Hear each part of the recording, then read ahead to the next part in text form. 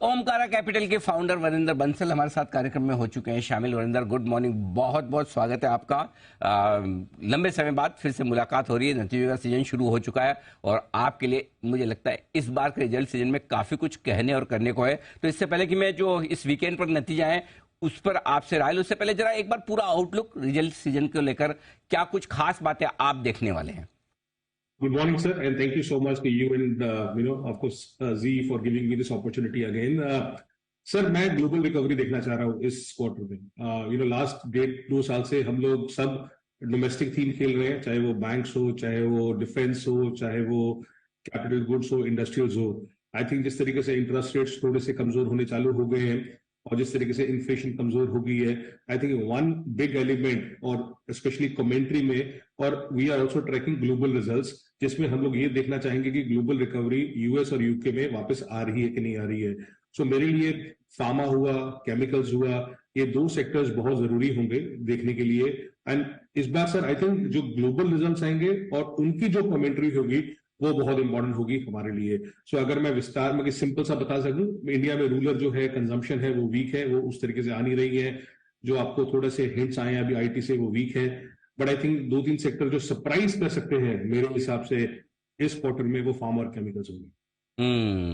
बिल्कुल ठीक बात है। तो चलिए, ये है आपके लिए रिजल्ट सीजन पर। और एक बहुत इंटरेस्टिंग इंसाइट, बड़ा पॉइंट जो वरिंदर ने बताया, ग्लोबल रिकवरी पर करिए फोकस।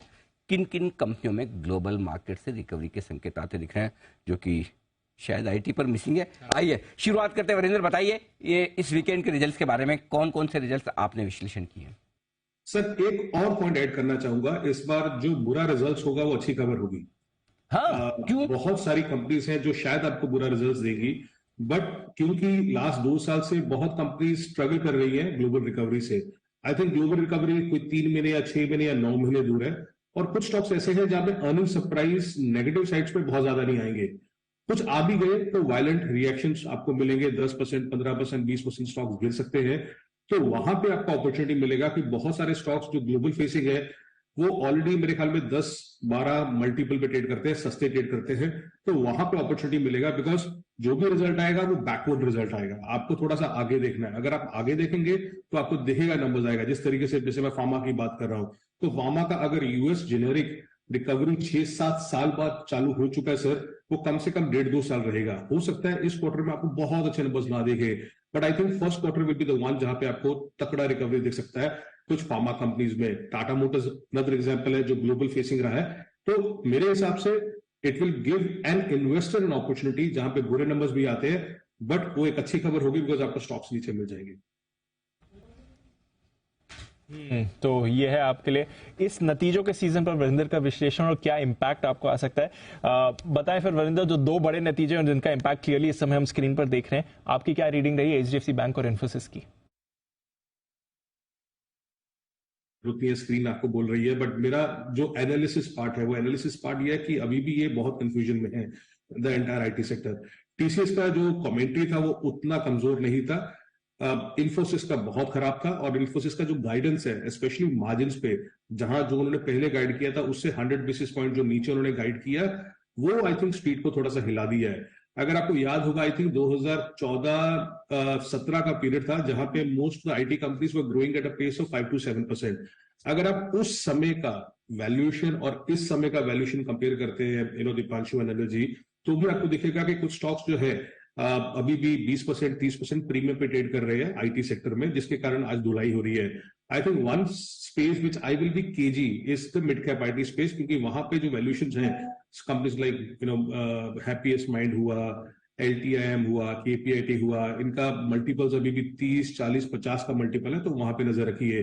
बट अगर आप रिजल्ट्स देखें, जैसे मैंने बोला कि हम लोग ग्लोबल रिजल्ट्स भी ट्रैक करते हैं, तो अगर आप जेपी मॉर्गन हुआ, सिटी हुआ, वेल्स फार्गो हुआ, जो इनके नंबर्स फ्राइडे को आए थे, उनका कमेंट्री इतना कमजोर नहीं था कि उन्होंने अपने बजट कट्स बहुत ज्यादा कर दिए हैं। तो आईटी में भी आपको देखना पड़ेगा कि आप क्या खेल रहे हो। मतलब अगर आप बीएफएसआई खेल रहे हो तो बीएफएसआई में बहुत कंपनीज है, जैसे इन्फोसिस हुआ, टीसीएस हुआ, sorry, Tech Mahindra media telecom की तरफ ज्यादा है तो वो हुआ। केपीआईटी जो है वो ऑटोटेक कंपनी है, ईवी में कंपनी है। साइन जो है वो मैन्युफैक्चरिंग में है. So now you have to distinguish the entire sector vertical wise कि आपको कहां कहां जाना है. तो आईटी कमजोर है. आई थिंक मार्केट अभी वेट कर रहा है कुछ और नंबर्स आए, कुछ और कमेंट्री आए, किस तरीके से आए. स्टॉक सस्ते हो जाएंगे, आपको सामने सस्ते दिखेंगे. इन्फोसिस अगर 15-16 टाइम पे मिल जाता है तो I think it will be a good bet for a lot of people to get into it as a large cap bet. But I think I will not paint the entire sector कि सब खराब हो जाएगा, सब बर्बाद हो जाएगा. इस तरीके से टाइम करेक्शन हो सकता है, बट ये अपॉर्चुनिटी भी मिलेगा कुछ स्टॉक्स में. HDFC bank, I think bank का जो विजन है वो एक क्वार्टर का नहीं है, वो बैंक का विजन बहुत आगे का है. आई थिंक उनका जो फोकस है वो मर्जर पे है. आई थिंक जो मैनेजमेंट ने भी कॉन्कॉल में बोला है वो क्लियरली बोला है कि भैया कि हमारा जो मर्जर है वो जुलाई 2023 तक हो जाएगा. सो इवन खर्चे बढ़े हैं तो आपको थोड़ा प्रॉफिट कम दिखा है, तो इसलिए स्टॉक आई थिंक 1-2% नीचे है आज. बट आई थिंक अगर किसी तरीके से भी आप इंटरनल नंबर्स देखे जाएं एचडीएफसी बैंक के, चाहे वो ROA हो, चाहे वो ROE हो, चाहे वो स्लिपेजेस नंबर हो, जो कि लोएस्ट आया 6 क्वार्टर में, सेकंड लोएस्ट था 31 क्वार्टर्स में, तो उस तरीके से बहुत अच्छा रहा है. अनिल जी, मैं आपको एक चीज बताना चाहूंगा कि किस तरीके से ये डेली लो हो सकता है एचडीएफसी बैंक के लिए.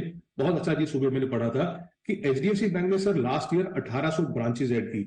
ये ऑलमोस्ट इक्वल है कि जो टोटल ब्रांचेस कोटक बैंक की है.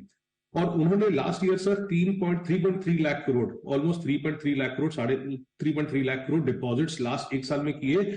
जो कोटक बैंक के सर टोटल डिपॉजिट्स है वो 3.6 लाख करोड़ है. सो आप देख सकते हो कि एक साल में वो किस तरीके से प्रिपेयर हो रहा है आगे के लिए. The number of branches, the deposit what they are taking is like almost equal to Kotak bank. So अगर किसी का विजन है, 1-2 साल का विजन है, आई थिंक नंबर्स अच्छे थे. आप सिर्फ पैट मत देखिए, बिकॉज पैट में आपको खर्चे दिखेंगे, but internal numbers are very very strong for HDFC. So HDFC is a thumbs up from my side. Infosys ठीक है, but I will not be negative on the entire sector. थोड़ा वैल्यूएशन का ध्यान रखिए. और अभी और रिजल्ट आ जाने दीजिए, अभी और कमेंट्री आ जाने दीजिए. बिल्कुल ठीक बात है. अब तो रोज आपसे मुलाकात होगी ढेर सारे नतीजों के साथ. फिलहाल इन्फोसिस माहौल खराब है आईटी शेयरों के लिए, लेकिन एचडीएफसी बैंक ठीक है, उतने बुरे नहीं, और लॉन्ग टर्म इन्वेस्टर्स के लिहाज से भी ठीक है. वरिंदर, बहुत बहुत धन्यवाद आपका नतीजों का पूरा विश्लेषण देने के लिए. कल सुबह फिर होगी मुलाकात. Thank you sir. HDFC bank बिल्कुल एग्जैक्टली वही वैसा ही हुआ. बिल्कुल हम जो बात करें 1720-25 के आसपास का हाई, और हाई भी वहीं बनाया दीप, और वहां से करेक्शन भी पूरा है. एग्जैक्टली 2 से 3% का जो हमारा अंदाजा था कि उतना तक जा सकता है, एग्जैक्टली 2% के आसपास कमजोर.